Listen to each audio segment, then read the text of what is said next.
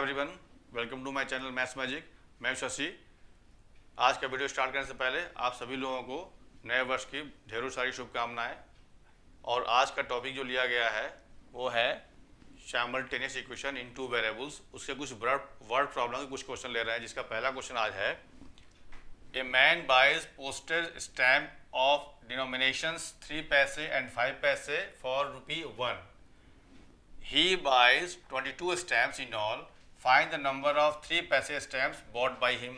क्या मतलब क्वेश्चन का हुआ, एक आदमी जो है वो पोस्टर स्टैम्प, ये तो बहुत पहले की बात है, आजकल तो 3 पैसे 5 में चलता ही नहीं है। पहले की बात है, 3 पैसे और 5 पैसे का कुछ स्टैम्प वो खरीदा। सिर्फ टोटल वैल्यू कितना है, ₹1 में खरीदा। ₹1 में कुछ वो 3 पैसे का और 5 पैसे का टिकट खरीदा, पोस्टेज वाला पोस्टल टिकट, ठीक है।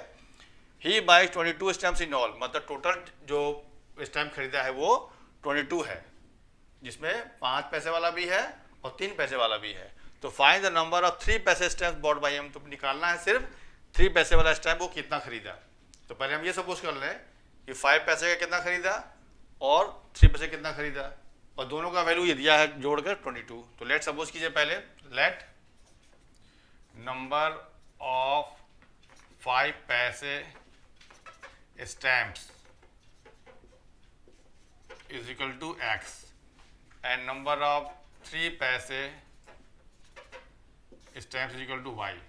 तो अकॉर्डिंग टू क्वेश्चन में क्या कह रहा है कि दोनों का जो वैल्यू टोटल टिकट कितना खरीदा है वो 22। ये पहला क्वेश्चन बन गया, ठीक है। अब क्या कह रहा है कि वो ₹1 में 3 पैसे का भी टिकट कुछ खरीदा है, कुछ 5 पैसे का खरीदा है। तो जब 3 पैसे का हम x टिकट मान लिए हैं, 5 पैसे का x माने हैं और 3 पैसे वाला y माने हैं, हमको y निकालना है, ठीक है।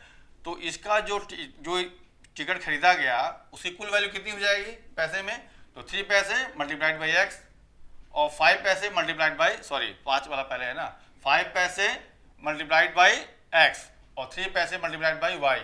दोनों को ऐड करेंगे क्या आना चाहिए, ₹1 आना चाहिए। ₹1 मतलब 100 पैसा आना चाहिए, ठीक है।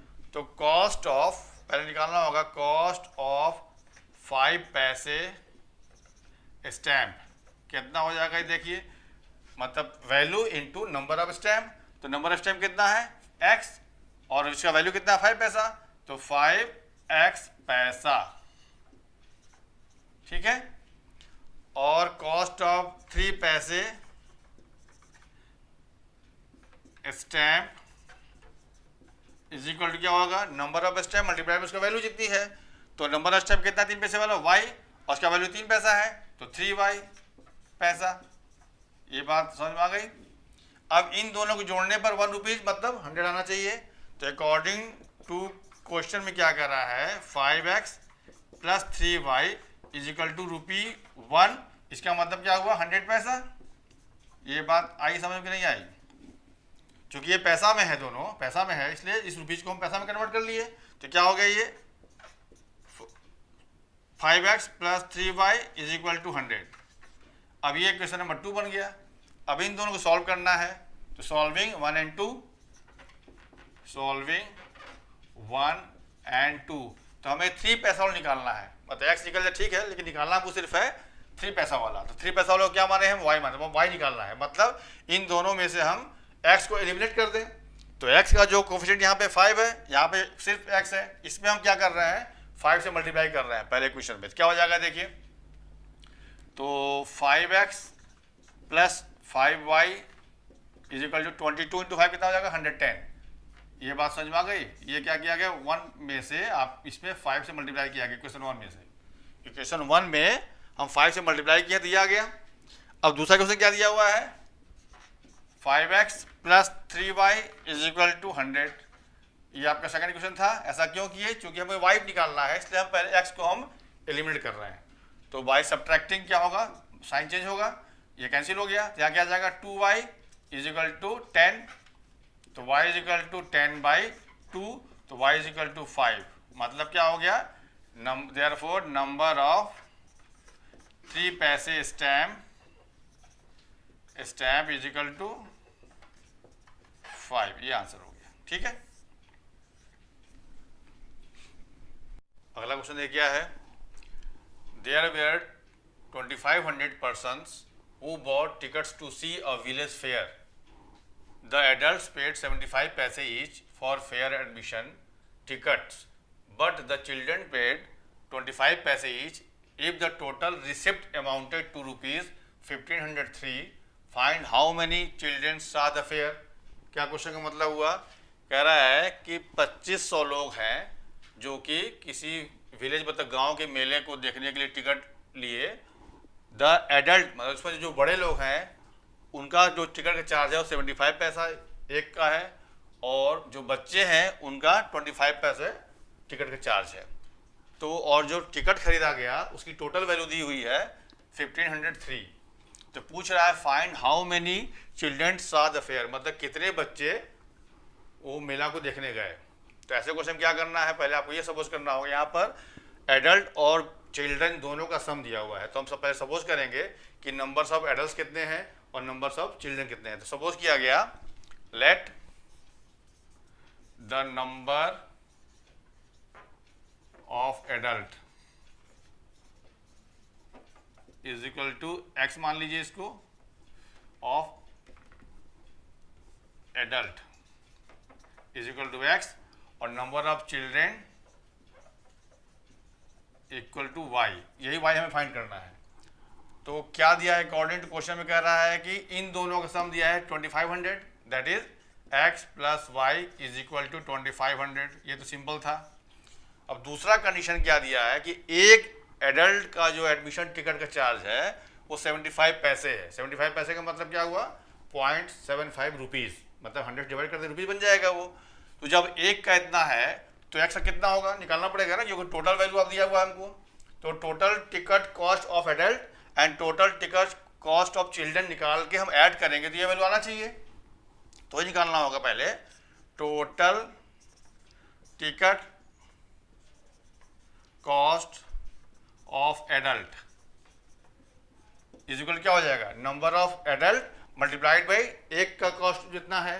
तो एक का कॉस्ट कितना है 75 पैसे, तो 75 पैसे मल्टीप्लाइड बाई एक्स, इसका मतलब क्या हुआ 0.75 एक्स रुपीज़। ये पैसे में था तो रुपीज़ बदल दिया, ऐसा आ गया। And total ticket cost of children क्या हो जाएगा, टोटल कॉस्ट चिल्ड्रन का, चिल्ड्रन कितने हैं वाई, और उसका कॉस्ट कितना दिया है एक टिकट का वैल्यू 25 पैसे दिया है। तो 25 वाई यहाँ पे चेंज करेंगे तो ये हो जाएगा 25 वाई रुपीज़। अब इन दोनों का ऐड करने पर जो वैल्यू आएगा वो ये दिया हुआ है। अब अकॉर्डिंग टू क्वेश्चन क्या कह रहा है कि 0.75 x plus 0.25 y is equal to 1503। अब इसको हम ऐसे लिख सकते हैं 75/100 x plus 25/100 y equal to 1503। इसको कैंसिल करेंगे, अगर हम 25 से काटेंगे तो क्या आएगा, ये 3x/4 plus y/4 equal to 1503। अब यहाँ से 4 एलसीएम लेके सॉल्व करेंगे क्या हो जाएगा, ये देखिए 4 एलसीएम लिए कि क्या आ जाएगा 3x plus y equal to 1503। ठीक है, अब क्रॉस मल्टीप्लाई करते हैं क्या हो जाएगा, ये 3x plus Y equal to 1503 multiplied by 4, multiplied by 4 कितना आ जाएगा ये 15 4 जा 60 और 3 4 जा 12 मतलब 60 12, ये आ गया। मतलब क्या हो गया ये 3x plus Y is equal to 6012 मतलब 12। ये आपका इक्वेशन नंबर 2 बन गया। अब पहला क्या था, ये था। अब इन दोनों सॉल्व करके हमको एक्स वाई निकालना है, मतलब सिर्फ वाई निकालना है। तो हम दोनों को सॉल्व करने में तो क्या किए, x plus Y equal to कितना दिया हुआ है 2500, ये नंबर इक्वेशन 1 था। अब माइनस कर देंगे क्या हो जाएगा, साइन चेंज होगा, ये y कैंसिल हो गया, ये क्या आ जाएगा 2x is equal to minus कीजिए तो 2 1 ये हो गया 5, ये हो गया 5 बचेगा और यहाँ से 3, तो 3512 2x की वैल्यू हो गई। तो x कितना आ गई है 3512/2 दैट इज 2 1 जा 2 कोई 1 कैरी 2 7 जा 14 फिर 2 5 जा 15 2 6 जा, ये आपका x का वैल्यू आया। मतलब एडल्ट के वैल्यू, एडल्ट कितने थे वो आ गया 1756। लेकिन पूछ रहा है देयरफॉर नंबर ऑफ चिल्ड्रेन, पूछ रहा है कि नंबर ऑफ चिल्ड्रेन कितने गए देखने, तो वाई निकालना है। तो वाई की वैल्यू क्या हो जाएगी, यहाँ से देखिए 2500 माइनस एक्स, तो 2500 minus X that is Y equal to 2500 minus 1756। इसको माइनस कीजिए, क्या आ जाएगा देखिए, 10 से ये 4, ये हो गया 9, 9 से 4, और ये हो गया 4 14 तो 7, ये 744, मतलब नंबर ऑफ चिल्ड्रन कितने हो गए 744। अगला क्वेश्चन क्या है देखिए, in a triangle the sum of the two angles is equal to the third if the difference between them is 50 degree determine the angles. क्या मतलब हुआ, इन ए ट्रायंगल मतलब किसी ट्रायंगल में कह रहा है कि sum of the two angles, किसी भी दो एंगल का sum to the third equal to third, मतलब तीसरे के इक्वल है। किसी भी ट्रायंगल में 3 एंगल होता है, उसमें कंडीशन ये दिया है कि किसी भी दो एंगल का सम तीसरे एंगल के इक्वल है। और दूसरा कंडीशन क्या दिया है, डिफरेंस बिटवीन देम, मतलब जिन दो का सम तीसरे के इक्वल है उसका डिफरेंस दिया हुआ है 50 degree to determine the angles. तो इसमें कुछ ऐसा भी है जो कि आपको जानना होगा, जैसे किसी भी ट्रायंगल के तीनों एंगल का सम कितना होता है 180 डिग्री, और एंगल को अगर हम सपोज कर रहे हैं ए बी सी, और किसी भी ट्रायंगल का एंगल जब हम ए बी सी सपोज कर रहे हैं तो एंगल को हमेशा कैपिटल लेटर में शो करते हैं। तो पहले हम सपोज कर लें, let the angles are, let the angles are A B and C, ये सपोज कर लिया गया, ये ए बी सी हमें निकालना है, ठीक है। तो अकॉर्डिंग टू क्वेश्चन क्या कह रहा है, पहला कंडीशन क्या कह रहा है कि किसी भी दो एंगल का सम तीसरे के इक्वल है। तो कोई भी दो एंगल हम जैसे ए और बी सपोज कर रहे हैं, तो ए और बी का सम तीसरे मतलब सी के इक्वल है। इसका मतलब क्या हुआ कि A plus B is equal to C, ये पहला इक्वेशन दे दिया। दूसरा कंडीशन क्या दिया हुआ है कि if the difference between them, मतलब जिन दो का सम तीसरे के इक्वल है उसका डिफरेंस, मतलब ए और बी का डिफरेंस। डिफरेंस का मतलब होता है कि हमेशा ज़्यादा वाले में से कम को माइनस करना। तो हमें पता तो है नहीं, तो ये मान ले रहे हैं कि ए की वैल्यू सबसे ज़्यादा है। तो यहाँ पे क्या हो जाएगा, अकॉर्डिंग टू सेकंड कंडीशन में क्या दिया हुआ है कि difference between them 50 degree, that is A minus B is equal to 50 degree, ये आपका सेकंड बन गया। अब यहाँ पे सी भी कंडीशन दिया है, तो वी नो दैट क्या होता है, वी नो दैट मतलब लिखिए, सिर्फ लिखिए because A plus B plus C is equal to 180 degree होगा। ये दिया हुआ नहीं है, ये आपको पता होना चाहिए, किसी भी ट्रायंगल का तीनों एंगल का सम कितना होता है 180 डिग्री, ठीक है। अब यहाँ पर ए प्लस बी का वैल्यू मालूम है सी, यहाँ अगर रख देंगे तो सी निकल जाएगा। तो this implies that C plus C is equal to 180। आगे लिख दीजिए फ्रॉम 1, मतलब कहाँ से आ गया, 1 को हम यूज़ किए हैं, क्यों, क्योंकि ए प्लस बी का वैल्यू सी दिया हुआ है, तो यहाँ सी रख दिए इसकी जगह पर। तो क्या हो गया, ये 2c is equal to 180 degree, तो c इज इक्वल टू कितना हो गया 90 डिग्री, मतलब एक आंसर हो गया। मतलब ये जो ट्रायंगल दिया हुआ आपका राइट ट्रायंगल होगा, जिसका एंगल c 90 डिग्री होगा इस कंडीशन के हिसाब से। अब ये c का वैल्यू हम यहाँ पुट कर दें इस जगह पे, तो ये भी मिल जाएगा। देयरफॉर फ्रॉम 1 क्या मिलेगा हमें, a plus B is equal to 90 degree, और ये कैसे ये दिया हुआ है a minus B is equal to 50 दिया हुआ है 50 डिग्री, इसको हम ऐड कर दें, b कैंसिल हो जाएगा, तो यहाँ अगर 2a is equal to 140 degree, तो a इज इक्वल टू कितना आ गया 70 डिग्री, ठीक है। a वैल्यू मिल गया, c मिल गया। अब b निकालना है, तो किसी में भी रख सकते हैं b निकालने के लिए, तो because a minus B is equal to 50 दिया हुआ है, यहाँ पे 70 पुट कर देगा वैल्यू, तो b मिल जाएगा, b कितना आ जाएगा 20 डिग्री, मतलब a का वैल्यू हो गया 70, b का वैल्यू हो गया 20 एंड c का वैल्यू हो गया 90 डिग्री। ये आप तीनों वैल्यू आपका आंसर हो गया। अगला क्वेश्चन क्या है देखिए, if the length and the breadth of a room are increase by 1 metre, the area is increase by 21 metre square. If the length is increased by 1 meter and breadth is decreased by 1 meter, the area is decreased by 5 meter square. Find the perimeter of room. क्या मतलब है question का, किसी room की लंबाई और चौड़ाई को अगर हम 1 मीटर बढ़ा देते हैं, तो बिना बढ़ाने से पहले जो उसका एरिया होगा उस एरिया से 21 मीटर स्क्वायर एरिया बढ़ जाता है। इंक्रीज मतलब बढ़ जाता है। दूसरे में क्या कर रहा है, यदि लेंथ को हम 1 मीटर बढ़ा रहे हैं लेकिन ब्रेथ को हम 1 मीटर कम कर रहे हैं, तो उस कंडीशन में जो एरिया आ रहा है वो पहले वाले एरिया से 5 मीटर स्क्वायर कम हो जा रहा है। डिक्रीज मतलब कम हो जा रहा है। ठीक है, तो find the perimeter of the room. तो पेरीमीटर निकालने के लिए पहले आपको लंबाई और चौड़ाई चाहिए, मतलब लेंथ और ब्रेथ चाहिए। ठीक है, जब लेंथ ब्रेथ निकल जाएगा तो उसका फॉर्मूला होता है, पेरीमीटर क्या होता है, twice of L plus twice of B. L का मतलब लेंथ और बी का मतलब ब्रेथ। ठीक है, तो पहले क्या करना होगा, हमको लेंथ और ब्रेथ सपोज करना होगा।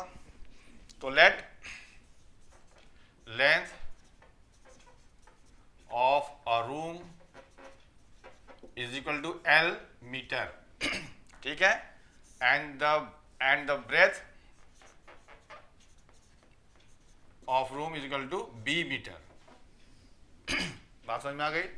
देयरफॉर एरिया क्या होगा, एरिया ये सपोज कर रहे हैं, एरिया क्या होता है, लेंथ इंटू ब्रेथ। ये आपका एरिया हो गया, मतलब इसी एरिया से हमको कंपेयर करना है। पहले केस में इस एरिया से इतना ज़्यादा है, दूसरे केस में इस एरिया से 5 मीटर स्क्वायर कम है। ठीक है, अकॉर्डिंग टू फर्स्ट कंडीशन में क्या कह रहा है, लेंथ को 1 मीटर और ब्रेथ को 1 मीटर बढ़ाया जा रहा है। मतलब ऐसा करने से क्या हो जाएगा, डायरेक्ट लिख रहा हूँ, क्वेश्चन लिखा हुआ है, उससे समझ आ रहा है क्या करना है। लेंथ को 1 मीटर बढ़ाना है, तो एल क्या माने हैं, एल, तो L plus 1 multiplied by B को बढ़ाना है, ब्रेथ को बढ़ाना है 1 इंटू क्यों किए, चूंकि एरिया है, एरिया क्या होता है रेक्टेंगल का, एल इंटू बी।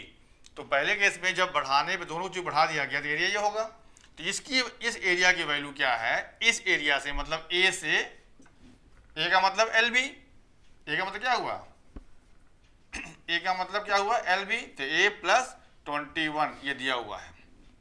अब इसको सॉल्व करें तो क्या हो जाएगा, दिस इंप्लाइज दैट, मल्टीप्लाई कीजिए तो L B plus L into 1 L plus B into 1 B plus 1 into 1 1 is equal to A का वैल्यू पुट कर रहे हैं, तो एल बी अब प्लस 21। तो ये एल बी और एल बी कैंसिल हो जाएगा, तो इसे क्या मिला, L plus B is equal to 21 minus 1 that is 20। मतलब L plus B is equal to क्या हो गया 20। ये इक्वेशन नंबर 1 बन गया। ठीक है, अब इसी तरह से हम अकॉर्डिंग टू सेकंड कंडीशन लेंगे। उसमें क्या कह रहा है, if length is increase by 1, मतलब लेंथ को 1 बढ़ाना है और breadth is decrease by 1, breadth को 1 कम करना है, तब क्या होगा कंडीशन, एल प्लस 1 और मल्टीप्लाइड बाय बी माइनस 1, क्योंकि एल को बढ़ाया गया, लंबाई को बढ़ाई गई और चौड़ाई को 1 घटाया गया। तो इस कंडीशन मल्टीप्लाई क्यों किए, क्योंकि एरिया क्या होता है एल इंटू बी। तो अब ये एरिया इस प्रीवियस स्टार्टिंग वाले एरिया से 5 मीटर स्क्वायर डिक्रीज मतलब कम है। इसका मतलब क्या हुआ, ए माइनस 5। क्लियर। अब यहां से इसको सॉल्व कीजिए, तो एल बी मल्टीप्लाई कर रहे हैं माइनस एल और बी इंटू 1 प्लस बी और 1 इंटू माइनस 1, तो minus 1 is equal to L का वैल्यू, ए का वैल्यू कितना है एल बी, तो एल बी माइनस 5। ये एल बी कैंसिल हो गया दोनों तरफ से, तो क्या मिल गया यहाँ से, minus L plus B is equal to minus 5 अब प्लस 1, ये उधर जाकर प्लस 1 हो गया, तो क्या हो जाएगा ये minus L plus B is equal to minus में 4। ये क्वेश्चन नंबर 2 बन गया। अब इन दोनों को सॉल्व करके एल बी निकालेंगे, फिर निकालेंगे पेरीमीटर। तो सॉल्विंग 1 एंड 2, सॉल्विंग 1 एंड 2 क्या मतलब हुआ, एल प्लस बी कितना आया था 20, पहला क्वेश्चन ये है, और माइनस एल प्लस बी कितना है, माइनस में 4 है, ऐड कर दें तो एल कैंसिल हो जाएगा, तो क्या हो जाएगा 2b इज इक्वल टू 16, तो b इज इक्वल टू आ गया 8, मतलब ब्रेथ हमें मिल गया 8। अब यहाँ से देखिए, अब b मिल गया, तो l प्लस बी कितना है 20 है, b का वैल्यू पुट कर दें, l निकल जाएगा, तो l की वैल्यू क्या हो जाएगी यहाँ से देखिए 20 minus b that is 20 minus 8 that is 12, ये आपका l की वैल्यू हो गया। क्लियर। हमें निकालना क्या है, देयरफॉर पेरीमीटर निकालना हमको, perimeter of room P is equal to twice of L plus B, ये फॉर्मूला होता है। तो ट्वाइस ऑफ L, L का मतलब 12, अब B का मतलब 8। क्लियर। तो क्या हो जाएगा ये perimeter P is equal to 2 into 20 that is P is equal to 40 metre. ये आपका आंसर हो गया, मतलब रूम का जो पेरीमीटर होगा क्या होगा 40 मीटर। अगला क्वेश्चन क्या है देखिए, a sailor goes 8 kilometer downstream in 40 minutes and returns in 1 hour, determine the speed of sailor in still water and the speed of the current. क्या मतलब हुआ? क्वेश्चन देखिए ध्यान से।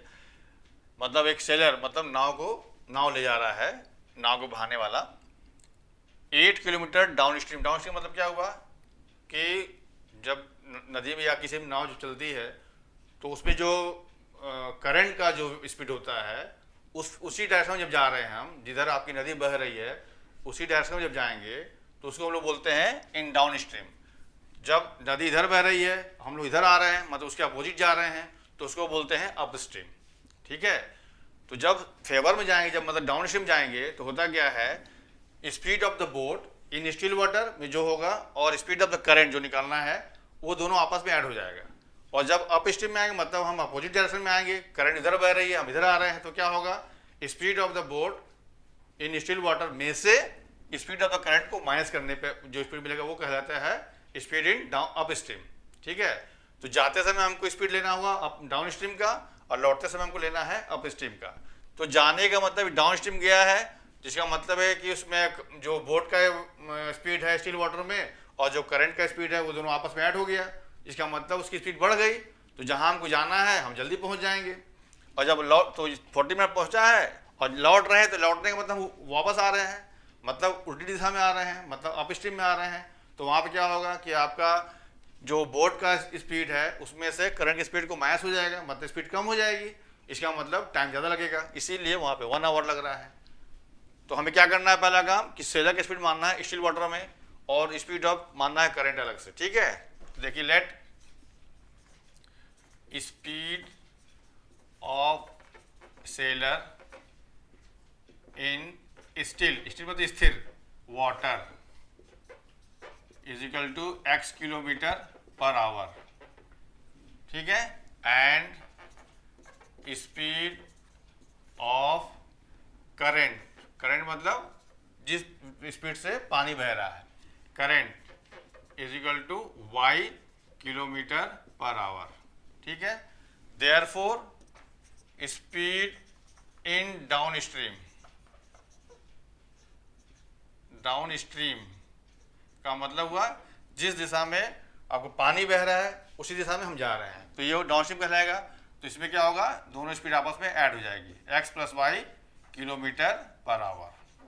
और जब वापस आएंगे उसको क्या बोलते हैं हम लोग, हैं अप स्ट्रीम, मतलब जब हम लोग करंट के अपोजिट डायरेक्शन में आएंगे उसको हम लोग बोलते हैं अप स्ट्रीम।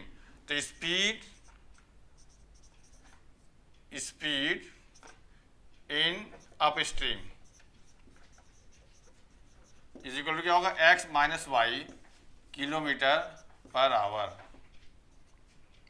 ठीक है, मतलब जाते समय हमको स्पीड ये लेना है और लौटते समय हमको स्पीड ये लेना है। अब एक फॉर्मूला होता है टाइम इज इक्वल टू क्या होता है, डिस्टेंस अपॉन स्पीड। तो जितना डिस्टेंस गया 8 किलोमीटर तो वापस उतना ही आएगा। तो पहले कंडीशन में क्या होगा, अकॉर्डिंग टू फर्स्ट कंडीशन में क्या होगा कि जा रहा है मतलब डाउन स्ट्रीम में जा रहा है, तो फॉर्मूला क्या हो जाएगा यहाँ पे देखिए, time in downstream, D का मतलब डाउन स्ट्रीम लिख दे रहे हैं, downstream is equal to क्या होगा, डिस्टेंस अपॉन स्पीड कौन सा लेना है, जो यहाँ लिखा रहेगा। तो डिस्टेंस कितना है आपका 8 और 8 कितना दिया है, स्पीड का डिस्टेंस कितना दिया है 8 किलोमीटर और टाइम आपको दिया है, टाइम यहाँ लिखना होगा, टाइम इक्वल क्या होगा, डिस्टेंस ऑफ स्पीड हो गया। तो टाइम आपके यहाँ हो जाएगा 40 मिनट्स का मतलब बाई 60 कर देंगे तो आपका आ जाएगा ये आवर में। तो ये क्या हो गया 8 बाई स्पीड कितना दिया है यहाँ पर x + y लिख दीजिए। ये बात समझ में आ गई। अब इसको हम सॉल्व कर लेते क्या हो जाएगा, देखिए 0 कैंसिल होगा तो ये होगा 2/3 8 बाई x + y। ठीक है, ये 2 से कैंसिल हो जाएगा 4, इसका मतलब क्या आ गया x + y is equal to cross करेंगे तो 3 4 जा 12, ये आपका एक इक्वेशन बन गया। अब आ जाइए दूसरे कंडीशन में, वो क्या है, अकॉर्डिंग टू सेकेंड कंडीशन में क्या हो गया, फिर वही लिखा जाएगा टाइम इन अप स्ट्रीम।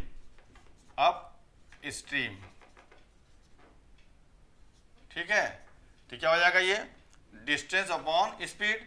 अब स्पीड कौन सा लेना होगा, अप स्ट्रीम वाला लेना होगा। तो टाइम कितना है अप स्ट्रीम का, देखिए 1 आवर। तो इसको हमको चेंज नहीं करना, सिर्फ 1 आवर में दिया हुआ ही है। डिस्टेंस तो वही है, जितना जाएगा उतना ही वापस आएगा, 8 किलोमीटर। बाई स्पीड क्या हो जाएगी अप स्ट्रीम का, x माइनस वाई।